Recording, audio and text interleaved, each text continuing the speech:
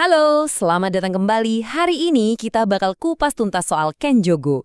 Ini adalah seni berbicara dengan rendah hati dalam bahasa Jepang untuk nunjukin rasa hormat. Kenapa sih ini penting banget? Soalnya di dunia kerja Jepang, salah ngomong dikit aja bisa jadi masalah. Nah, menguasai Kenjogo itu kunci utamanya buat ngebangun kepercayaan. Coba deh bayangin, Anda lagi presentasi di depan klien penting. Terus Anda mau bilang, saya akan menjelaskan, atau saya akan kirimkan dokumennya. Gimana cara ngomongnya biar nggak kedengeran kaku, atau yang lebih parah, nggak sopan.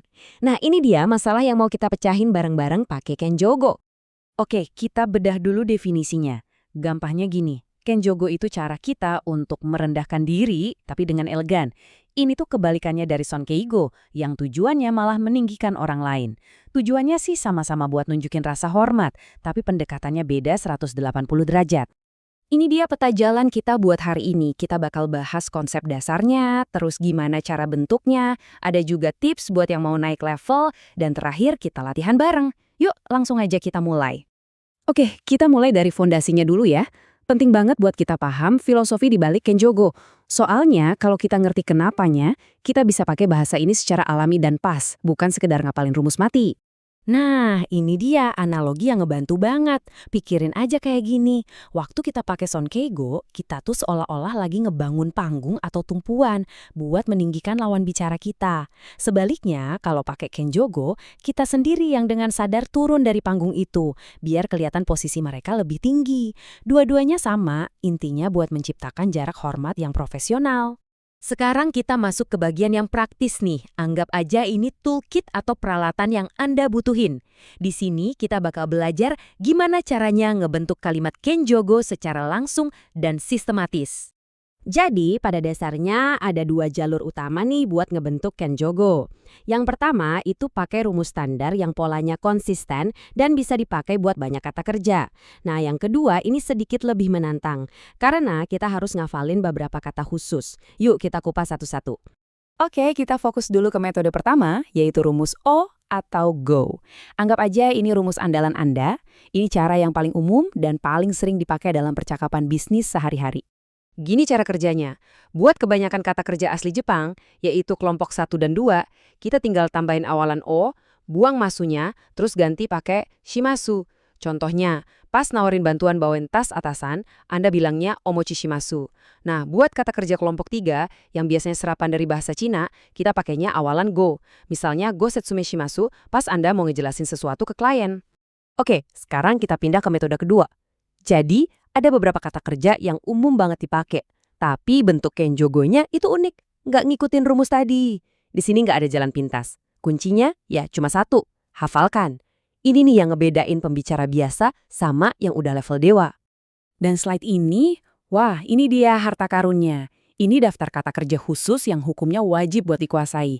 Jangan dilihat sebagai hafalan yang bikin bosen ya, tapi anggap aja ini kunci buat ngebuka level baru dalam komunikasi bisnis di Jepang. Coba kita lihat beberapa yang paling penting. Misalnya, waktu Anda bilang mau pergi ke kantor klien, pakainya mairimasu.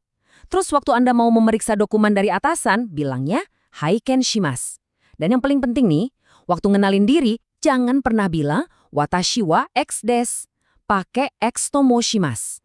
Itu langsung nunjukin kalau Anda paham budaya kerja di sana. Oke, sekarang kita naik level lagi nih. Siap? Memahami bedanya Kenjogo sama Teichogo, ini bakal bikin bahasa hormat Anda jadi jauh lebih akurat dan kedengeran pro banget. Jadi kuncinya tuh di sini, rasa hormatnya ditujuin ke siapa? Coba deh tanya ke diri sendiri, tindakan yang gue lakuin ini ada penerimanya nggak? Kalau jawabannya iya, pakai Kenjogo. Tapi kalau Anda cuma pengen bersikap sopan secara umum aja ke lawan bicara, nah pakainya Teichugo. Nah, slide ini ngasih contoh yang jelas banget. Di contoh pertama, tindakan omochi shimasu itu langsung ditujuin buat direktur. Si direktur ini jadi penerima aksinya. Kalau di contoh kedua, kata mairimashita dipakai biar kedengaran sopan di depan pendengar. Padahal tindakan datang dari Indonesia kan gak ada hubungan langsung sama mereka. Ini detail kecil tapi penting banget. Oke, teori udah, bedanya juga udah ngerti. Sekarang waktunya kita aplikasiin. Yuk kita lihat gimana Kenjogo ini bisa ngubah cara kita ngomong di beberapa skenario kerja yang umum banget. Coba perhatiin bedanya. Kolom yang di tengah itu bahasanya sopan, tapi standar aja. Nah, kolom yang kanan itu baru level profesional. Bilang, Otetsu daishimasu itu bukan cuma lebih sopan, tapi juga nunjukin inisiatif dan rasa hormat yang proaktif.